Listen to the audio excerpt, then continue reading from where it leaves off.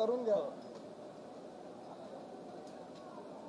मीरा भाईंदर शहरामध्ये ज्या पद्धतीनं आमच्या व्यापारी बंधूंनी मोर्चा काढला होता आणि शांतता मार्गाने ते मोर्चा त्यांनी काढल्यानंतर तो मोर्चा शांतही झाला। पोलिसांना त्यांनी निवेदन दिलं।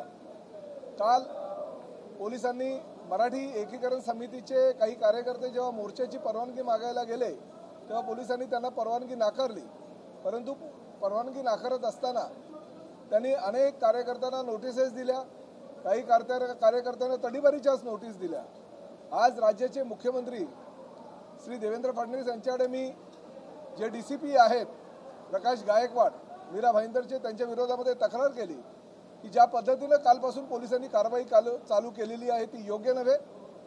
मराठी भाषिकांनी जर शांतता मार्गाने मोर्चा काढायला परवानगी मागितली असेल तर ती त्यांना द्यायला हवी होती आणि जी दादागिरी आणि गुंडगिरी पोलिसांनी कालपासून चालू केलेली आहे ती दादागिरी आणि गुंडगिरी त्या परिसराचा आमदार म्हणून प्रताप सरनाईक कधीही सहन करणार नाही।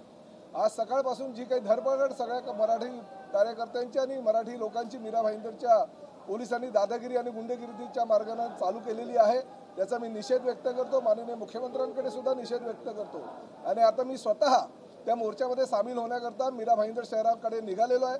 जर पोलिसांची हिंमत असेल तर पोलिसांनी प्रताप सरनाईक यांना अटक करून दाखवावी।